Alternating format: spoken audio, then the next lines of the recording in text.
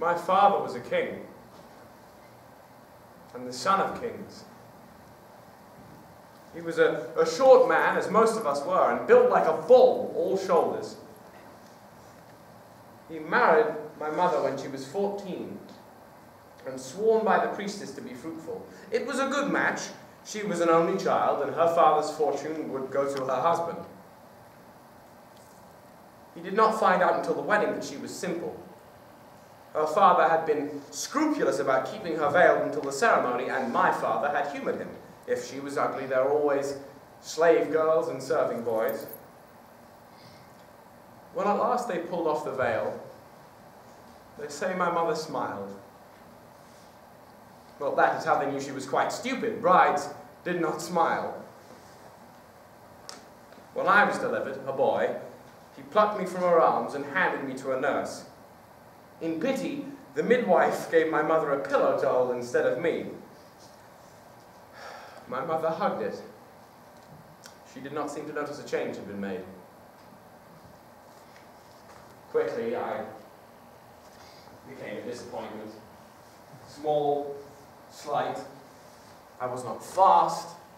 I was not strong. I could not sing. The best that could be said of me was that I was not sickly.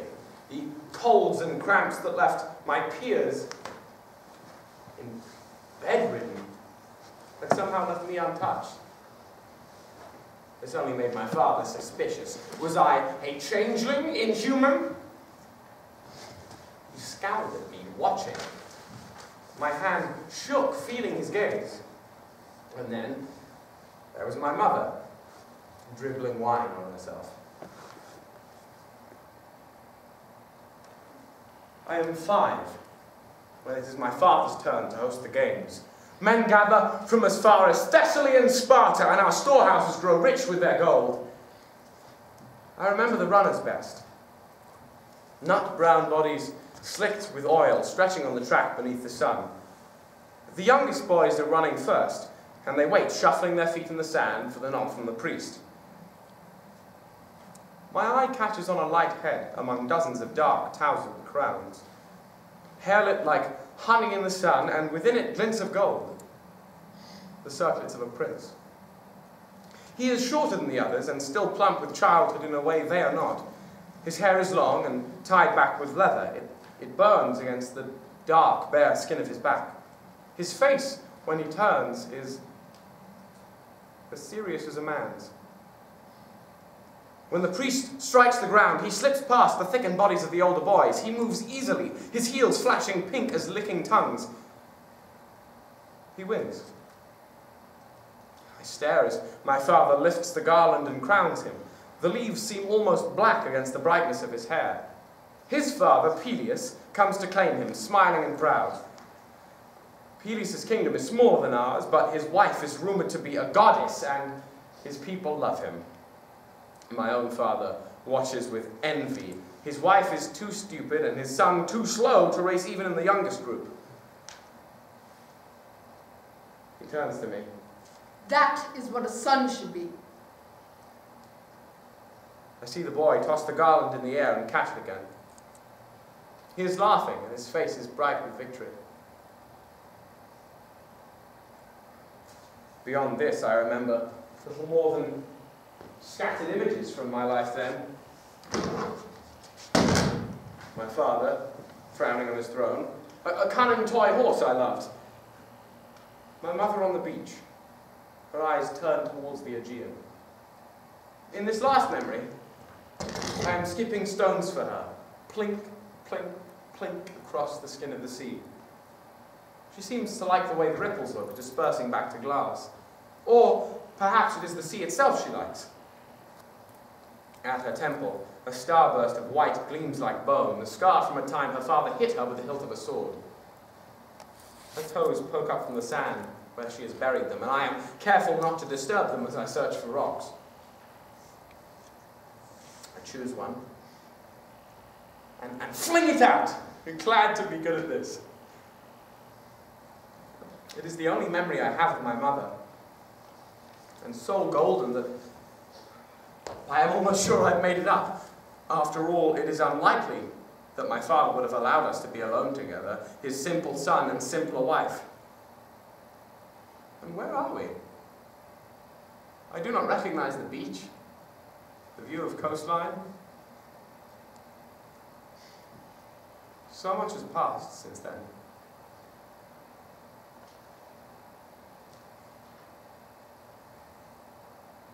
At 9 years old, I was summoned to the king. King Tyndareus' daughter, Helen, is finally ready for marriage. We would do well to have her in our family. You will go and put yourself forth as a suitor. We left the next morning, our packs heavy with gifts and food for the journey. Soldiers escorted us in their finest armor. If I don't remember much of the trip, it was overland through countryside that left no impression.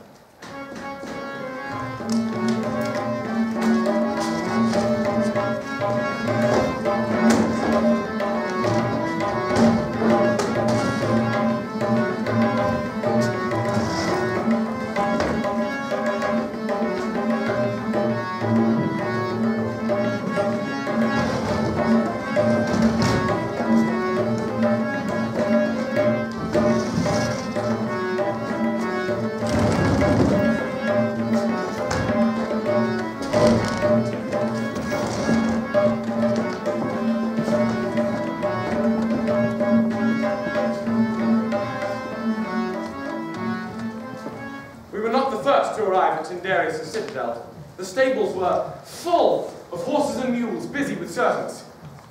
Finally, a day came when we were called forward to council, seated on benches draped with cowhide. Servants faded backwards to the shadows. My father's fingers dug into my collar, warning me not to fidget. There was violence in that room, with so many princes and heroes and kings competing for a single prize. Helen. But we knew how to ape civilization. One by one, they introduced themselves, these young men showing off shining hair, neat waists, and expensively dyed clothing. Many were the sons or grandsons of gods, or had a song or two or more written of their deeds. Tyndareus greeted each in turn, accepted their gifts in a pile at the center of the room, invited each to speak and present his suit. Man after man, and the names began to blur in my head. My attention wandered to the dais, where I noticed, for the first time, 3 veiled women seated at Tyndareus' side. I stared at the white cloth over their faces as if I might be able to catch some glimpse of the woman behind it. My father wanted one of them for my wife. 3 sets of hands, prettily adorned with bracelets, sat quietly in their laps. One of the women was taller than the other 2. I thought I saw a stray dark curl peep from beneath the bottom of her veil. Helen is light-haired, I remember, so that one was not Helen. I had ceased to listen to the kings. My father spoke for me at first, but Tyndareus did not approve. If your son is to be a suitor, as you say, then let him present himself. Even I knew it was my time to speak. I am Patroclus, son of Menostheus. I am here as a suitor for Helen, My father is a king, and I am the son of kings. I had no more to say. Excuse me, King Tyndareus. Son of Laertes, what does a disinterested observer have to say about these proceedings? I'd like to know how you keep the losers from declaring war on you, or on Helen's lucky new husband. I see half a dozen men here ready to leap at each other's throats. You seem amused. I find the folly of men amusing. The son of Laertes scorns us. Son of Telamon, never. Then what, Odysseus? For once, speak your mind. This was a dangerous gamble, despite the treasure and renown that you've won. Each of these men is worthy and knows it. They will not be so easy to put off. You have told me all of this before. True, but now I offer a solution. I have brought no gift, and do not seek to woo Helen. I'm a king of rocks and goats. In return for my solution, I seek from you the prize that I've already named. Give me your solution and you shall have it. A slight movement from the dais. One woman's hand twitched against her companion's dress. And here it is. I believe we should let Helen choose. That way, no one may follow you.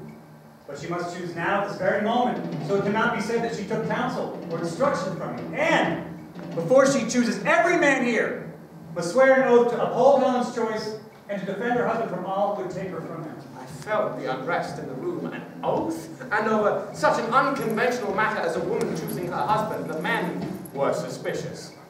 Very well. Helen, do you accept this proposal? I do. It was all she said. But I felt a shiver go through the men around me. Even as a child, I felt it. And I marveled at the power of this woman who, though veiled, could electrify a room. Her skin, we suddenly remembered, was rumored to be gilded. Her eyes dark and shining as the obsidian we traded our olives for. At that moment, she was worth all the prizes in the center of the hall and more. She was worth our lives. Then I decree that it is so. All those who wish to swear will do so now. I heard mustering, a few half-angry voices, but no man left. Helen's voice and the veil gently fluttering with her breath held us all captive. A swiftly summoned priest led a white goat to the altar. Here, inside, was a more propitious choice than the bull whose throat might splash unwholesomely upon the stone floor. The animal died easily, and the man mixed its dark blood with the cypress ash in the fire. The bowl hissed loud in the silent room. You will be first. One by one, the priest summoned us to the hearth, marking our wrists with blood and ash, binding us chains. I chanced the words of the oath back to him, my arm lifted for all to see. When the last man returned to his place, Tyndareus spoke. Choose now, my daughter. Menelaus. She spoke without hesitation, startling us all. We had expected suspense, indecision. So be it. I am glad to welcome a second son of Atreus to my family. He may have my Helen, just as his worthy brother once claimed my Clytemnestra. What about the third girl? Niece. Can I have her? You're too late. She's promised to me. My father would never mention the trip again, and once home, the events twisted strangely in my memory. The blood and the oath, the room full of kings, they seemed distant and pale, like something a bard had spun rather than something I had lived. Had I really knelt there before them? And what of the oath I had sworn? It seemed absurd even to think of it, as foolish and improbable as a dream is by dinner.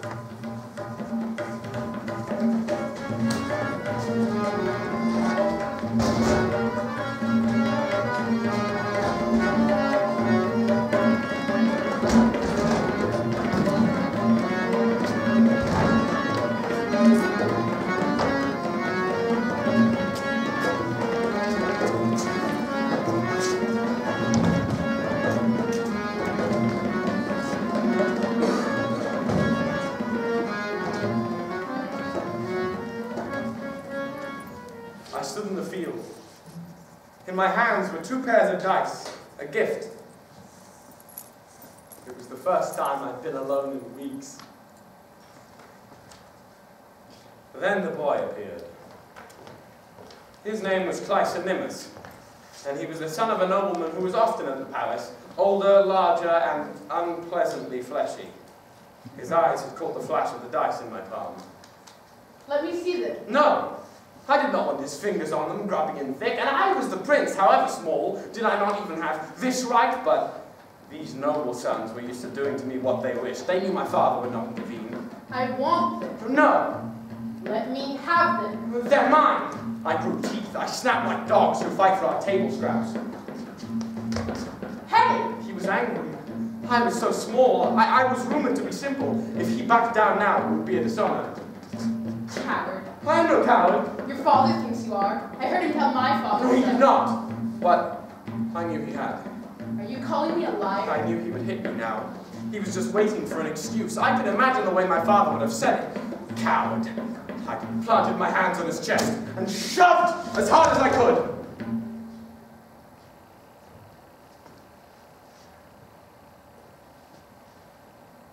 Our land was one of grass and weeds. Tumbles should not hurt. I am making excuses. It was also a land of rocks.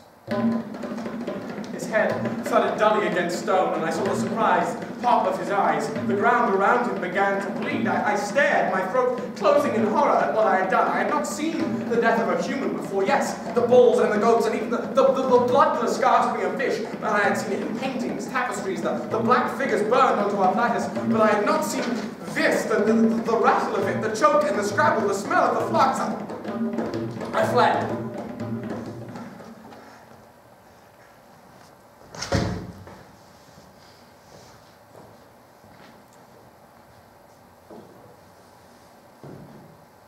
Some time later, they found me by the gnarled ankles of an olive tree. I was limp and pale and surrounded by my own vomit. The dice were gone, lost in my flight. My father stared down angrily at me, his lips drawn back to show his yellowing teeth. He gestured, and the servants lifted me and carried me inside. The boy's family demanded immediate exile or death. They were powerful, and this was their eldest son. They might permit a king to burn their fields or rape their daughters as long as payment was made, but you did not touch a man's sons. For this, the nobles would riot. We all knew the rules. We clung to them to avoid the anarchy that was always a hair's breadth away. Blood feud. Their servants made the sign against evil. My father had spent his life scrabbling to keep his kingdom and would not risk losing it over such a son as me when heirs and the wombs that bore them were so easy to come by. So he agreed. I would be exiled and fostered in another man's kingdom. In exchange for my weight in gold, they would rear me to manhood. I would have no parents, no family name, no inheritance. In our day, death was preferable. But my father was a practical man.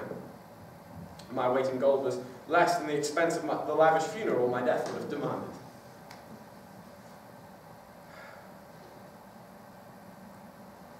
This is how I came to be 10 and an orphan. This is how I came to fear.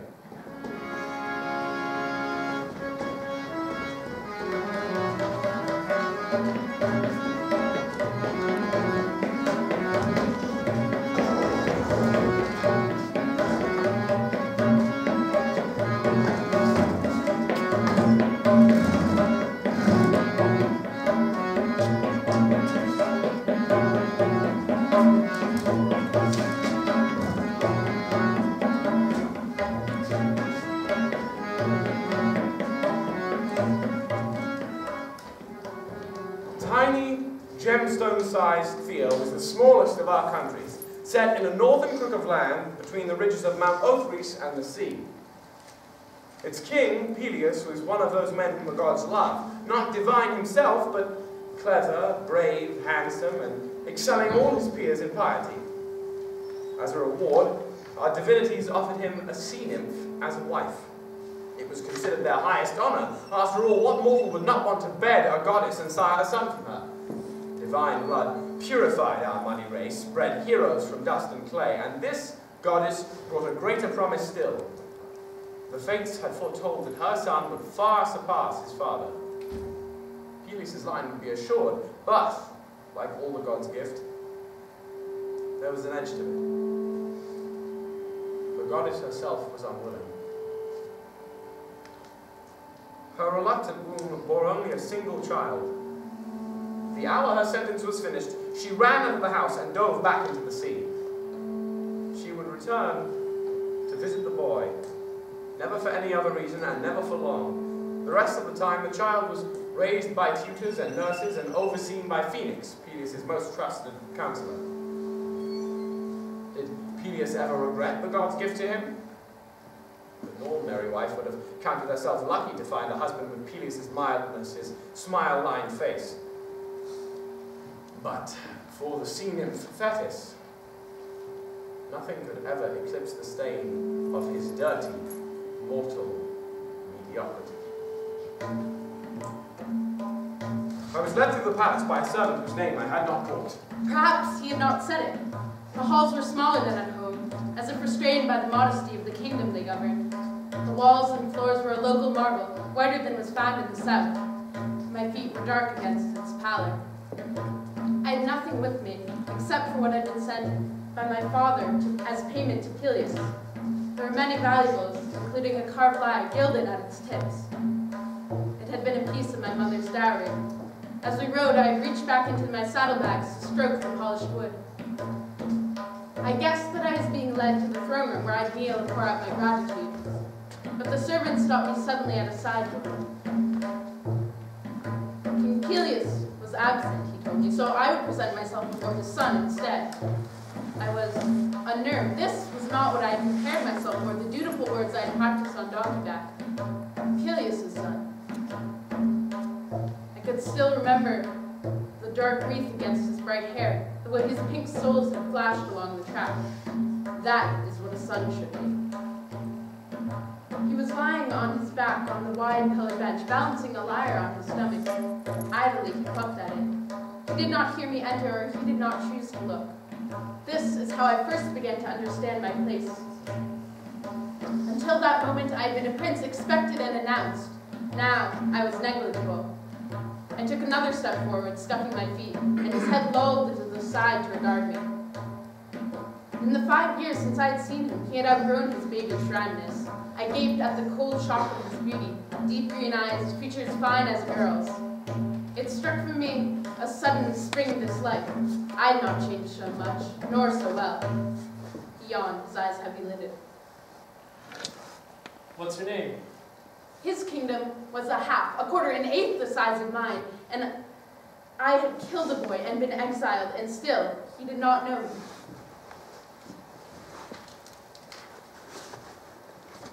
What's your name? Patroclus. My name is Achilles. Welcome to Thur. I had been raised in a court and knew dismissal when I heard it.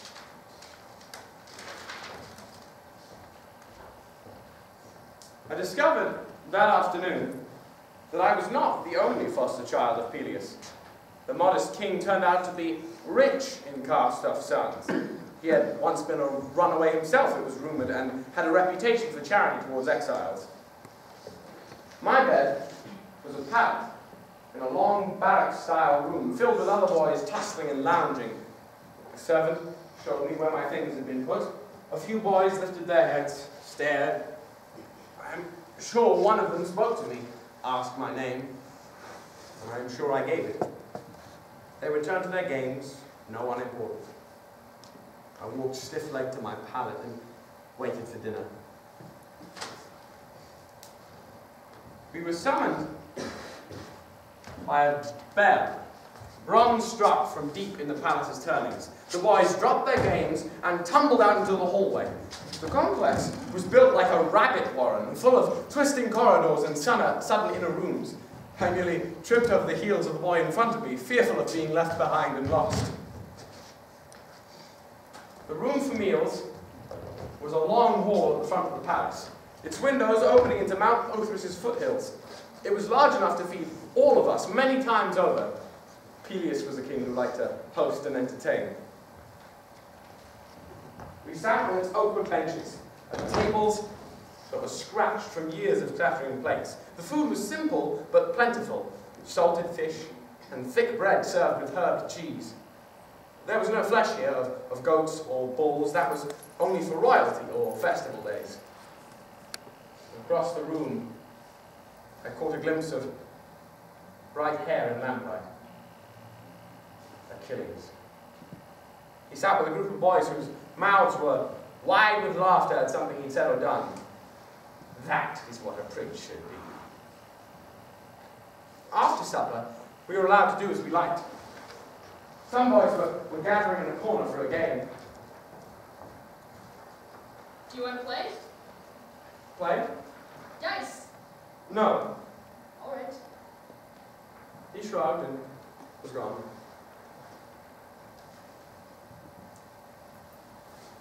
That night, I dreamed of the dead boy. His skull cracked like an egg against the ground. He has followed me. The blood spreads dark as spilled wine.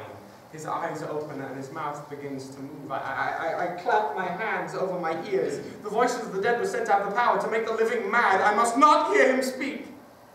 I woke in terror, hoping I had not screamed aloud.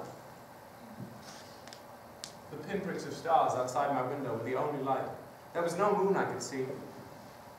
My breathing was harsh in the silence, and the marsh reed ticking of the mattress crackled softly beneath me, rubbing its thin fingers against my back. The presence of the other boys did not comfort me. The dead come for their vengeance, regardless of witnesses.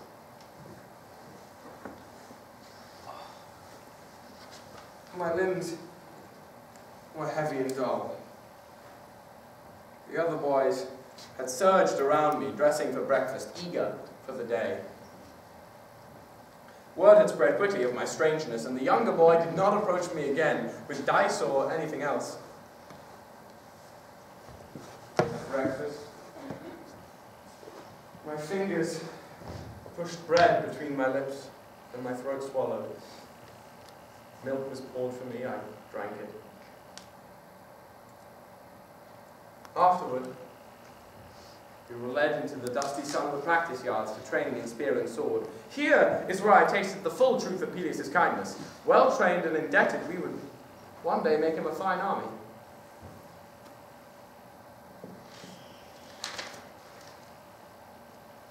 Meals in the vaulted dining hall were really my only relief. The walls did not seem to press in on me so much there, and the dust in the courtyard did not clog in my throat. The buzz of constant voices eased as mouths were stuffed full. I could sit with my food alone and breathe again. It was the only time I saw Achilles. His days were separate, princely, filled with duties we had no part of. But he took each meal with us, circulating amongst the tables. In his huge hall, his beauty shone like a flame, vital and bright, drawing my eye against my will. His mouth was a plump bow, his nose an aristocratic arrow. When he was seated, his limbs did not skew as mine did, but arranged themselves with perfect grace, as if for a sculptor. Perhaps the most remarkable thing was his unself-consciousness. He did not preen or pout as the other handsome children did. Indeed, he seemed utterly unaware of his effect on the boys around him, though how he was I could not imagine. They crowded him like dogs in their eagerness, tongues lolling. I watched all of this from my place at the corner table, bread crumpled in my fist. The keen edge of my envy was like flint, a spark away from fire. On one of these days, he sat closer to me than usual, only a table distant. His dusty feet scuffed against the flagstones as he ate. They were not cracked and calloused as mine were, but pink and sweetly brown beneath the dirt. Prince, I sneered in my head. He turned as if he had heard me. For a second our eyes held, and I felt a shock run through me. I jerked my gaze away, and I busied myself with my bread. My cheeks were hot, and my skin prickled as if before a storm. When at last I ventured to look up again, he had turned back to his table and was speaking to the other boys. After that, I was crafty with my observation, kept my head down and my eyes ready to leap away, but he was craftier still. At least once at dinner, he would turn and catch me before I could feign indifference. Those seconds, half seconds, were the only moment in my day when I felt anything at all. The sudden swoop of my stomach, the coursing anger, I was like a fish eyeing the hook. In the 4th week of my exile, I walked into the dining hall to find him at a table where I always sat. My table, as I had come to think of it, now because of him, the benches were full of jostling boys. I froze, caught between flight and fury. Anger won. This was mine, and he would not push me from it, no matter how many boys he brought. I sat at the last empty space, my shoulders tensed as if for a fight. Across the table, the boys postured and prattled about a spear and a bird that had died on the beach, spring races. I did not hear them. His presence was like a stone in my shoe, impossible to ignore. His skin was the color of just pressed olive oil, smooth as polished wood, without the scabs and blemishes that covered the rest of us. Dinner finished, and the plates were cleared. A harvest moon, full and orange, hung in the dusk beyond the dining room's windows. Yet Achilles lingered. Absently, he pushed the hair from his eyes. It had grown longer over the weeks I had been here. He reached for a bowl on the table that held figs and gathered several in his hands. With a toss of his wrist, he flicked the figs into the air, juggling them so lightly that their delicate skins did not bruise. He had a fork and a whip. The boys hooted and clapped more and more.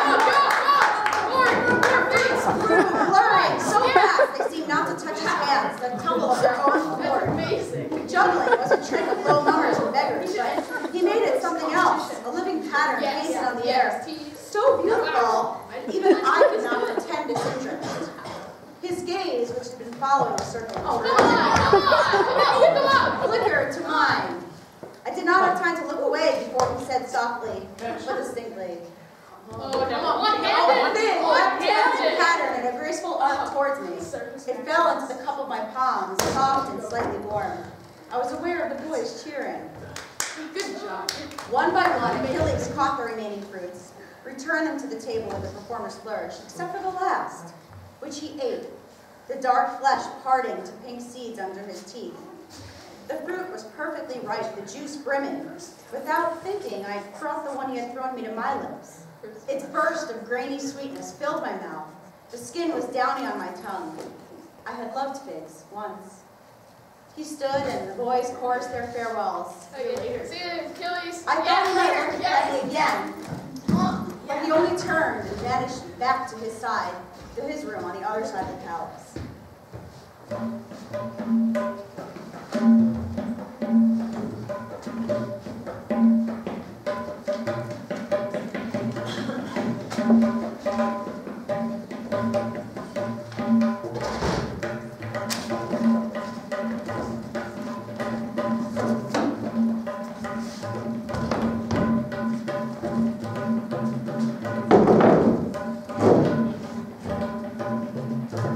The next day, Peleus returned to the palace, and I was brought before him in his throne room, smoky and sharp from a yew-wood fire. Duly, I knelt, saluted, and received his famously charitable smile. He seemed old to me, bent over, but he was no more than 50, my father's age. He did not look like a man who could have conquered a goddess or produced such a child as Achilles. You're here because you've killed a boy. You understand this? This was the cruelty of ours. Do you understand? Yes. I could have told him more. Of the dreams that left me bleary and bloodshot, the almost screams that scraped down my throat.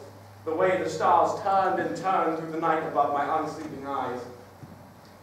You're welcome here. You may still make a good man. He meant to discomfort.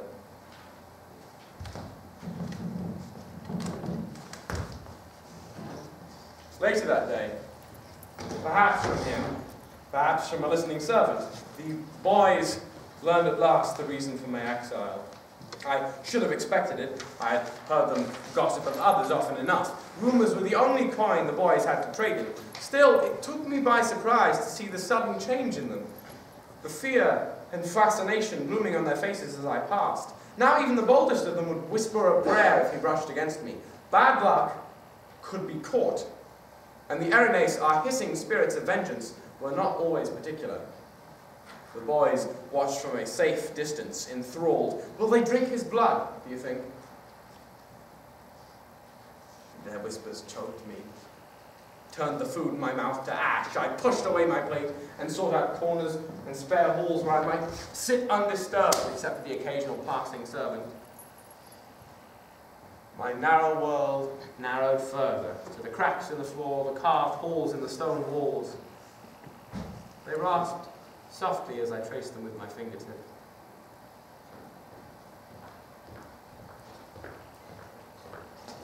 I heard you were here. A clear voice, like ice-melted streams. My head jerked up. I was in the storeroom, my knees against my chest, wedged between jars of thick-pressed olive oil. I had been dreaming myself a fish, silvered by the sun as it leapt from the sea. The waves dissolved and came amphorae and grain sacks again. It was Achilles standing over me. His face was serious, the green of his eyes steady as he regarded me. I prickled with guilt. I was not supposed to be here, and I knew it. I have been looking for you. You have not been going to morning drills. How do you know? You aren't there. The master noticed and spoke to my father. And he said you. No! I came on my own. I overheard them speaking and came to see if you were ill.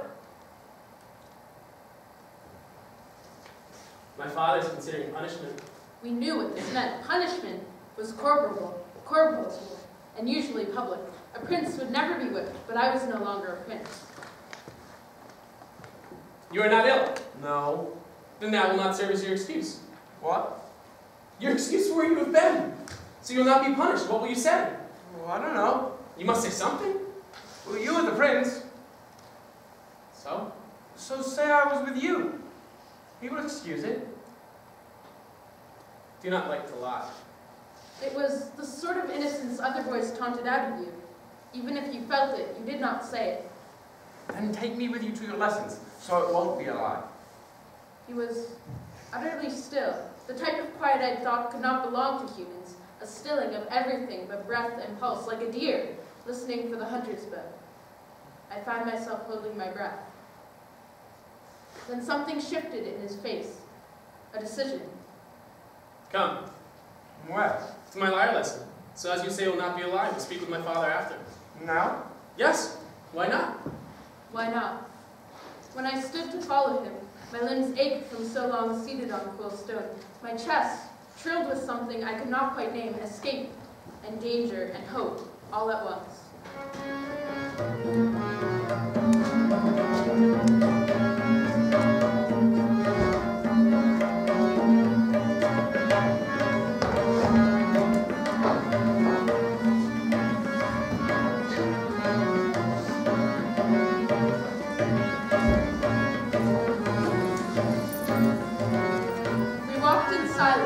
Winding halls and came at length to a small room, holding only a large chest and stools for sitting. Achilles gestured to one, and I went to it, leather taut over a spare wooden frame. A musician's chair. I had seen them only when the bards came, infrequently, to play at my father's fireside. Achilles opened the chest and pulled out an instrument. He settled it on his knee. The wood was carved and golden and shown with careful keeping. It was my mother's lyre, the one my father had sent as part of my price. Achilles plucked a string. The note rose, warm and resonant, sweetly pure. My mother had always pulled her chair close to the bards when they came, so close my father would scowl and the servants would whisper. I remembered, suddenly, the dark gleam of her eyes in the firelight as she washed the bard's hands. The look on her face was like thirst. That is my mother's lyre, I almost said. The words were in my mouth, and behind them others crowded close. That is my lyre. But I did not speak. What would he say to such a statement? The lyre was his now.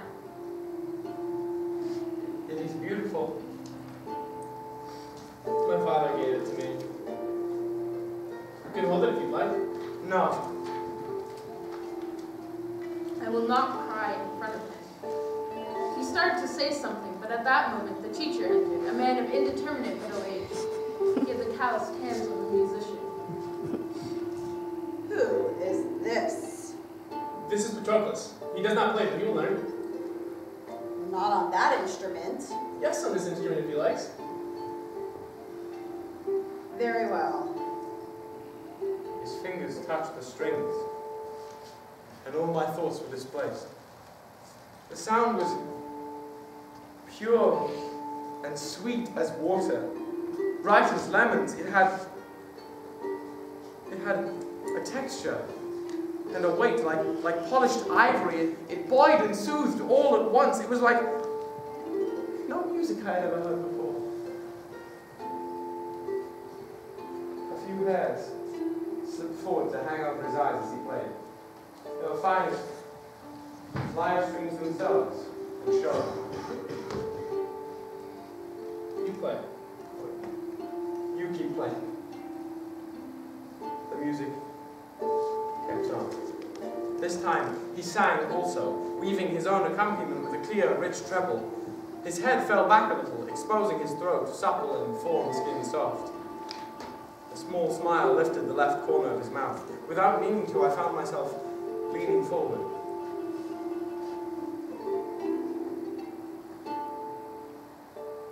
When at last he ceased, my chest felt strangely hollow. I watched him rise to replace the lyre and close the trunk. He bid farewell to the teacher, who turned and left. It took me a long moment to come back to myself, to notice that he was waiting for me. We'll go see my father now. I did not quite trust myself to speak, so I nodded and followed him out of the room and up the twisting hallways to the king.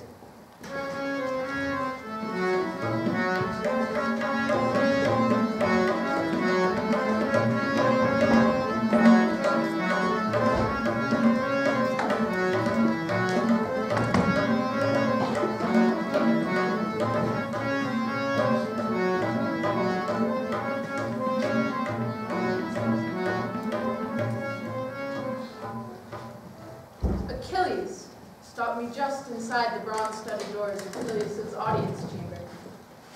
Wait here. Peleus was seated at a high-backed chair at the room's other end. An older man, one I had seen before with Peleus, stood near as if the two had been in conference. The fire smoked thickly, and the room felt hot and close. The walls were hung with deep-dyed tapestries, and old weapons kept gleaming by servants. Achilles walked past them and knelt at his father's feet. Father, I come to ask your pardon. Oh, speak then. I have taken Patroclus from his morning drills. Who? Ah, the boy the arms master wants to whip. Yes, but it is not his fault. And I forgot to mention I wish for him a companion. Therapon was the word he used. A brother in arms, sworn by a prince with blood oaths and love. In war, these men were his honor guard, in peace, his closest advisors. It was a place of the highest esteem, another reason the boys swarmed Peleus' son, showing off. They hoped to be chosen. Patroclus, come here.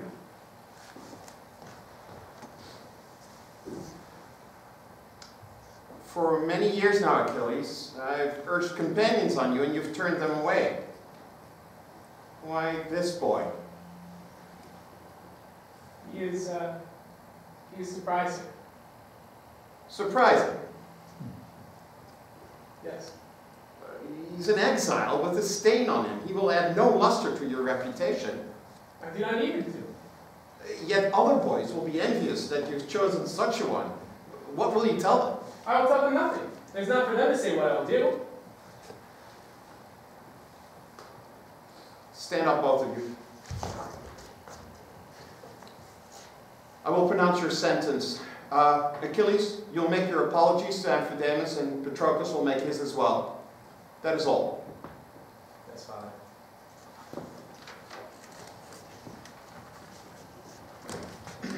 I'll see you at dinner. Well, where are you going? Drills. Alone? Yeah, no one sees me fight. Why? That's the prophecy. What prophecy? That I'll be the greatest warrior of my generation. It sounded like something a young child would claim and make believe, but he said it as simply as if he were giving his name. The question I wanted to ask was, and are you the best? Instead, I stuttered out, When was the prophecy given? When I was born, or just before, Elithea came and spoke it to my mother. Alethea, goddess of childbirth, rumored to preside in person over the birth of half-gods, those whose nativities were too important to be left to chance. I'd forgotten. His mother is a goddess.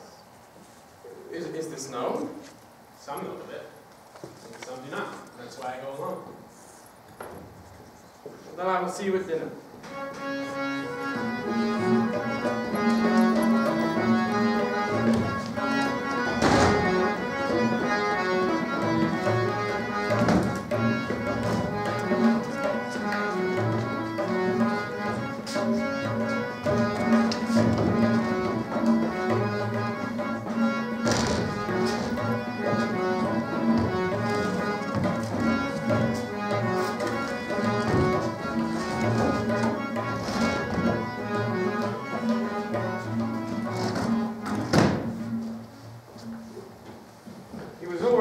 When I arrived, wedged at my table amidst the usual clutter of boys. I had half expected him not to be, that I had dreamed the morning. As I sat, I met his eyes quickly, almost guiltily, then looked away. My face was flushing, I was sure. My hands felt heavy and awkward as I reached for my food. I was aware of every swallow, every expression on my face. The meal was very good that night. Roasted fish dressed with herbs, fresh cheese and bread, and he ate well. The boys were unconcerned by my presence. They had long ago ceased to see me. Patroclus. Achilles did not slur my name, as people often did, running it together as if in a hurry to be rid of it.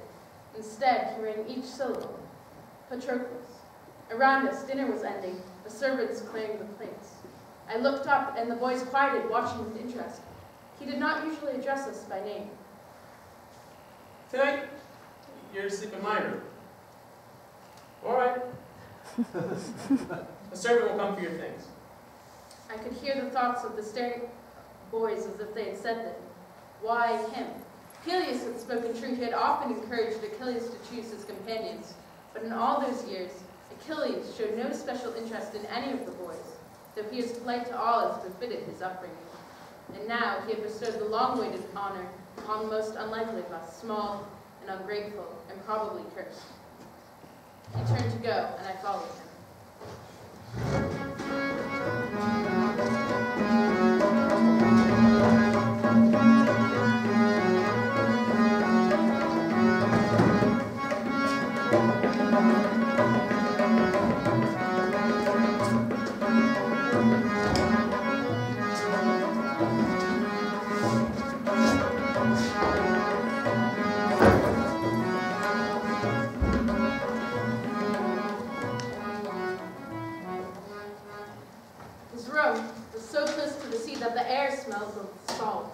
There is no wall pictures here, only plain stone and a single soft rug. Off to one side, I saw a thick pallet. That is for you. Oh.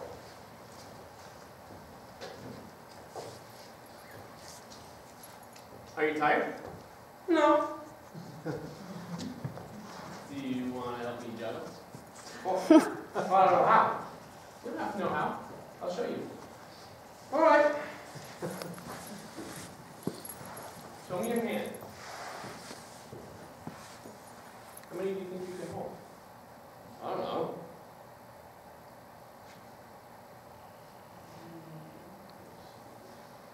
It's about even. You better start with 2 then.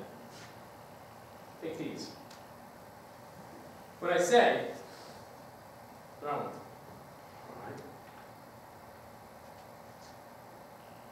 Now.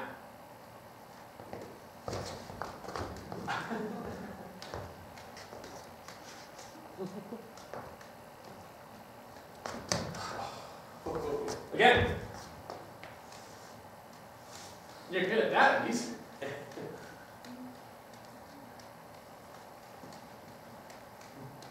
Catch. A ball came back to me just like at dinner.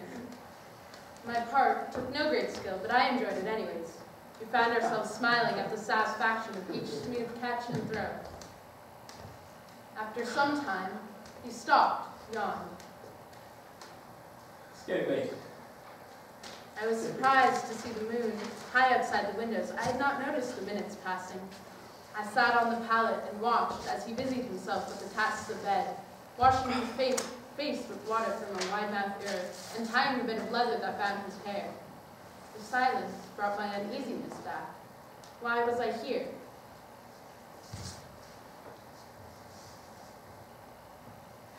Good night. Good night.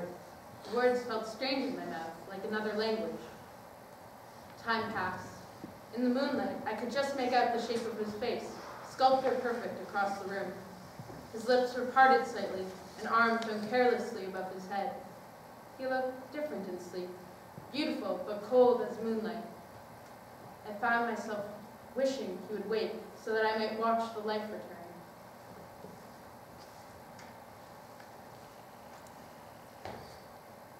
The next morning, after breakfast, I went back to the boys' room, expecting to find my things returned. They were not. And I saw that my bed had been stripped of its linens. I checked again after lunch, and after spear practice, and then again before bed, but my old place remained empty and unmade. So, still, I made my way to his room, half expecting a servant to stop me, but none did. In the doorway of his room, I hesitated. He was within, lounging as I had seen him that first day, one leg dangling. Hello. If he had shown any hesitation or surprise, I would have left, gone back, and slept on the bare reeds rather than stay here, but he did not. There was only his easy tone and a sharp attention in his eyes. Hello. I went to take my place on the cot beside him. Slowly, I grew used to it. I no longer startled when he spoke, no longer waited for rebuke. I stopped expecting to be sent away. After dinner, my feet took me to his room out of habit, and I thought of the pallet where I lay as mine. At night, I still dreamed of the dead boy, but when I woke sweaty and terror-stricken, the moon would be bright on the water outside, and I could hear the lick of the waves against the shore. In the dim light, I saw his easy breathing, the drowsy tangle of his limbs. In spite of myself, my pulse slowed. There was a vividness to him, even at rest, that made death and spirit seem foolish. After a time, I found I could sleep again. The time after that, the dreams lessened and dropped away. I learned that he was not so dignified as he looked. Beneath his poise and stillness was another face, full of mischief and faceted like a gem. He liked to play games against his own skill, catching things with his eyes closed, setting himself impossible leaps over beds and chairs. When he smiled, the skin at the corner of his eyes crinkled like a leaf held to flame. Well, he was like a flame himself. He glittered, drew eyes. There was a glamour to him, even on waking with his hair tousled and his face still muddled with sleep. Up close, his feet looked like something from another world. The perfectly formed pads of his toes, the tendons that flickered like lyre strings. The heels were calloused white over pink from going everywhere barefoot. His father made him rub them with oils that smelled of sandalwood and pomegranate. He began to tell me stories of his day before we drifted off to sleep. At first I only listened, but after a time my tongue loosened. I began to tell my own stories, first of the palace, and later small bits from before, the skipping stones, the wooden horse I had played with, the lyre from my mother's dowry. I'm glad your father's with you.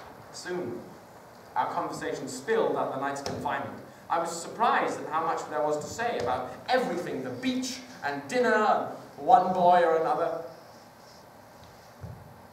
I stopped watching for ridicule.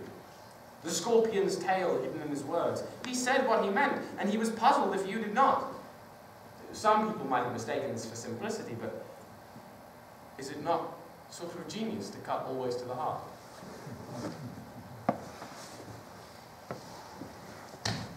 One afternoon, as I went to leave him to his private drills, he said, Why don't you come with me? his voice was a little strained. If I had not thought it impossible, I might have said he was nervous. The air which had grown comfortable between us felt suddenly taut. All right. It was the quiet hours of late afternoon. The palace left out the heat and left us alone. We took the longest way through the olive grove's twisting path to the house where the arms were kept. I stood in the doorway as he selected his practice weapons, a spear and a sword, slightly blunted at the tip. I reached for my own, then hesitated. Should I? No. I do not fight with others. Never? Never. Well, then how do you know that the Prophecy is true? I guess I don't. Divine blood flows differently in each God-born child. Orpheus' voice made the trees weep. Heracles could kill a man by clapping him on the back. Achilles' miracle was his speed. His spear, as he began the first pass, moved faster than my eye could follow. It whirled, flashing forward, reversed, and flashed behind. The shaft seemed to flow in his hands. The dark gray point flickered like a snake's tongue. His feet beat the ground like a dancer, never still. I could not move watching. I almost did not breathe. His face was calm and blank, not tense with effort. His movements were so precise, I could almost see the men he fought, 10, 20 of them advancing on all sides. He leapt, scything his spear, even as his other hand snatched the sword from its sheath. He swung out with them both, moving like liquid, like a fish through the waves. He stopped suddenly. I could hear his breaths, only a little louder than usual, in the still afternoon air. Who trained you? My father. A little. No one else? No. Fight me. No, of course not. Fight me. I felt in a trance. He had been trained a little by his father. The rest was what? Divine? This was more of the gods than I had seen in my life. He made it look beautiful, this sweating, hacking art of ours. I understood why his father would not let him fight in front of the others. How could any ordinary man take pride in his own skill when there is this in the world? I do not want to. Well, I dare you. No, you don't have any weapons. I'll get them. No. I won't. Do not ask me again. Well, I will ask you again. You cannot forbid me. I would have this thing. He would give it to me. His face twisted, and almost I thought I saw anger. This pleased me. I would goad him, if nothing else. He would fight me then. My nerves sang with the danger of it. But instead he walked away. His weapons abandoned in the dirt. Come back! Come back, are you afraid? No. I'm not afraid. Well, you should be. I meant it as a joke. And easy. But it did not sound that way in the still air that hung between us. His back stared at me. Unmoving. Unmovable. I will make you look at me.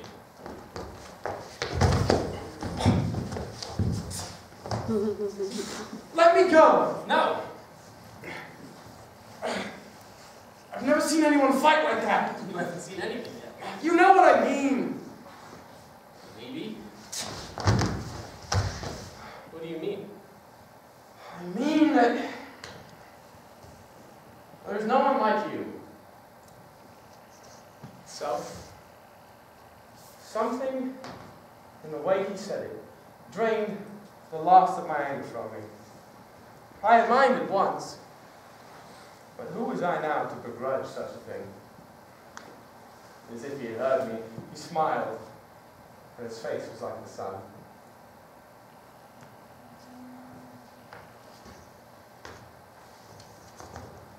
Our friendship came all at once after that, like spring floods from the mountains. Before, the boys and I had imagined that his days were filled with princely instruction, statecraft, and spear. But I had long since learned the truth. Other than his lyre lessons and his drills, he had no instruction. One day, we might go swimming, another we might climb trees. We made up games for ourselves of racing and tumbling. We would lie on the warm sand and say, guess what I'm thinking about? The falcon we had seen from our window, the boy with a crooked front tooth, dinner.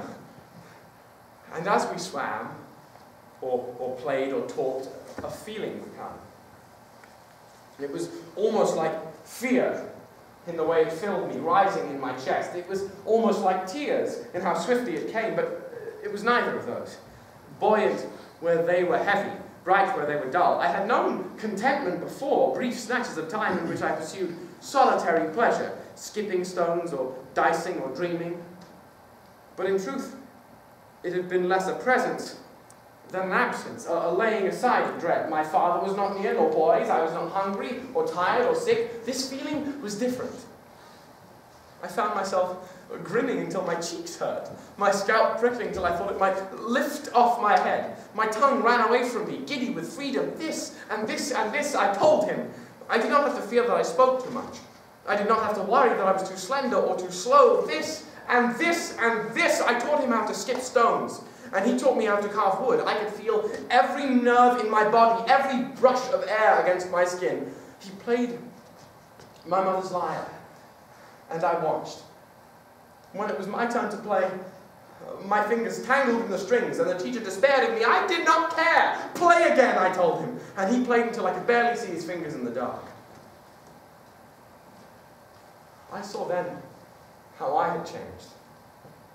I did not mind anymore that I lost when we raced, and I lost when we swam out to the rocks, or I lost when we tossed spears or skipped stones. For who can be ashamed to lose to such beauty? It was enough to watch him win, to see the soles of his feet flashing as they kicked up sand, or the rising fall of his shoulders as he pulled through the salt. It was enough.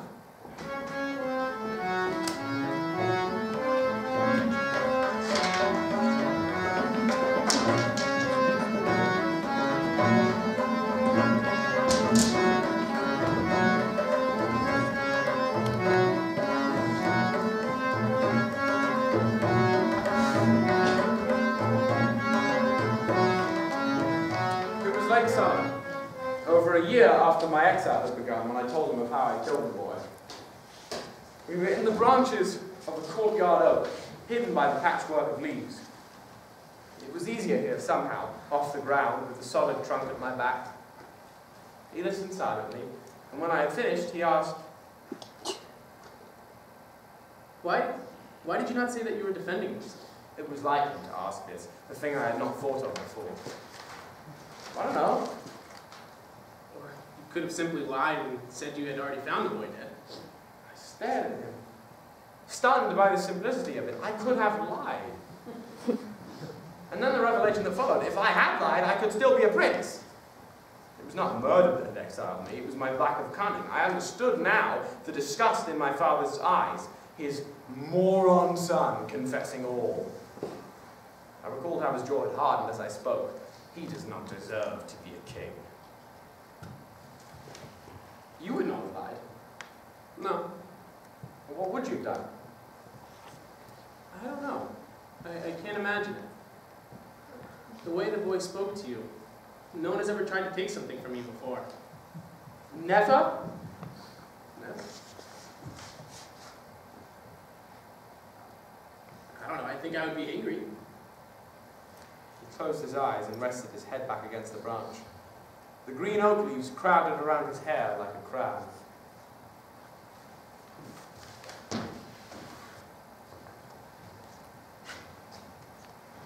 I saw King Peleus often now. We were called to council sometimes, and dinners with visiting kings. I was allowed to sit at the table beside Achilles, even to speak if I wished. I did not wish. I was happy to be silent and watch the men around me. Scops, Achilles took to calling me Owl for my big eyes. He was good at this sort of affection, general and unbinding.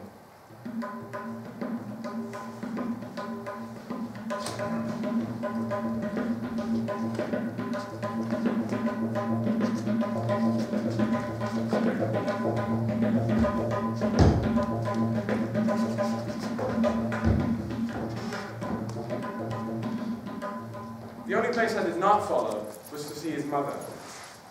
He went late at night or at dawn before the palace was awake and returned flushed and smelling of the sea. When I asked about it, he told me freely, his voice strangely toneless. And it's always the same. She wants to know what I'm doing and what I've been up to. She asks of my reputation among men and asks if I will come with her.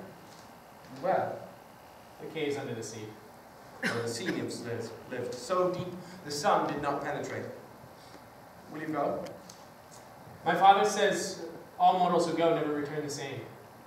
When he turned away, I made the peasant sign against him. Gods avert.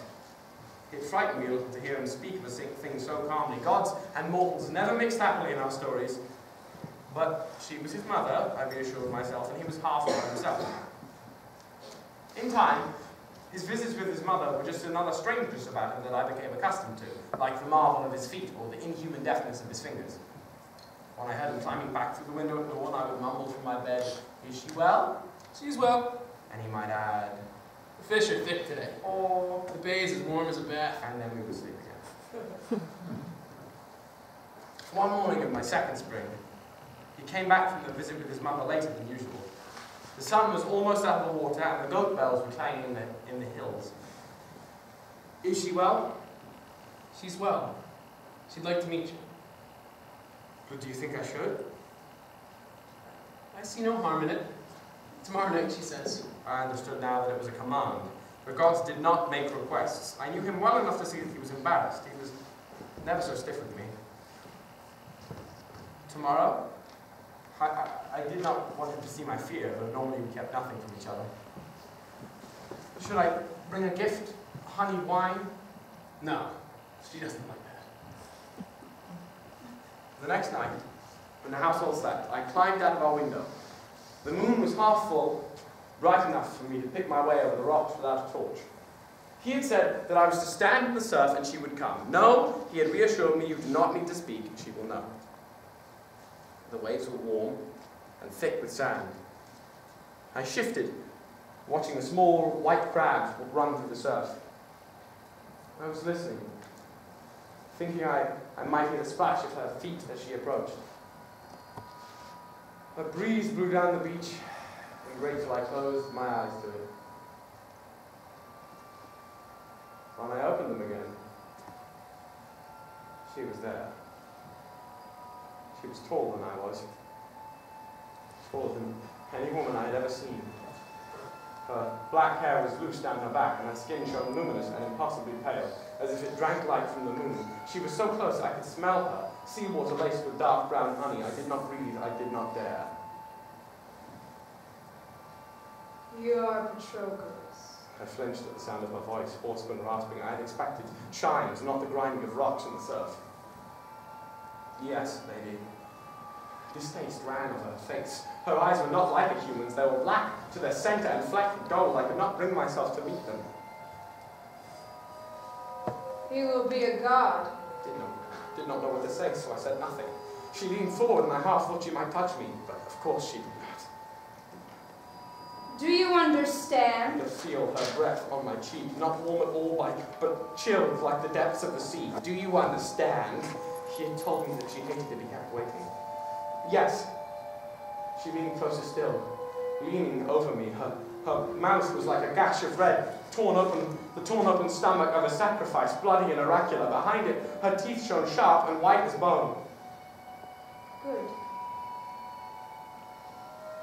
You will be dead soon enough.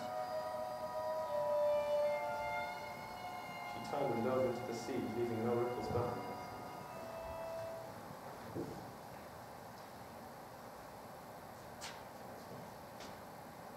I did not go straight back to the palace. I could not.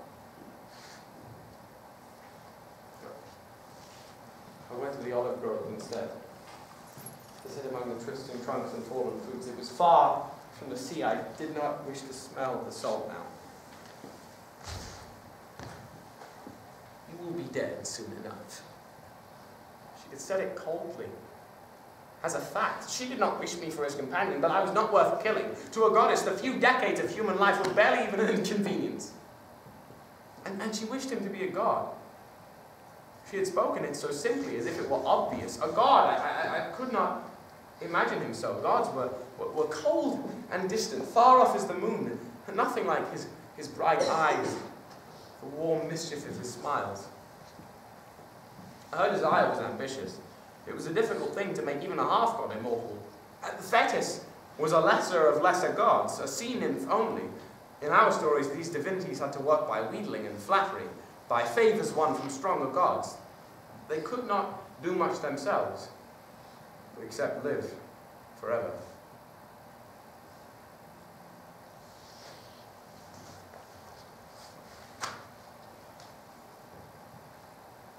What are you thinking about? It was Achilles come to find me. I had half expected him to come. I had wanted him to. Nothing. It was untrue. I guess it always is. Did she tell you you would die soon? Yes. I'm sorry. She wants you to be a god. I know. His face twisted with embarrassment. And in spite of itself, my heart lightened. It was such a boyish response, and so human. Parents everywhere. But still, the question waited to be asked, and I could do nothing until I knew the answer. Do you want to be... I had promised myself I wouldn't struggle. I had sat in the grove practicing this very question as I waited for him to find me. Do you want to be a god? I don't know. I don't know how it happens. Or when it'll happen. When would it happen? I don't want to leave here. And does a place like that even exist anyway? Olympus? She says she knows. She pretends to know. She says if I become famous enough. This, at least, I can follow. Then the gods will take you voluntarily. Achilles, do you want to be a god?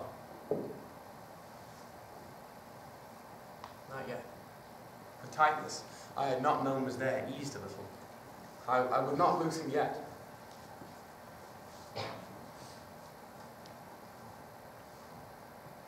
Would you want to be a god?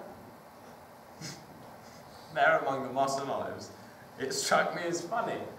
I laughed, and a moment later he did too. I do not think that is likely. I stood and put down a hand for him. My tunics were dusty, and my feet tingled slightly with drying sea salt. There are figs in the kitchen. I saw them. We were only 12, too young to brew. About any more than you. Thank you. Why?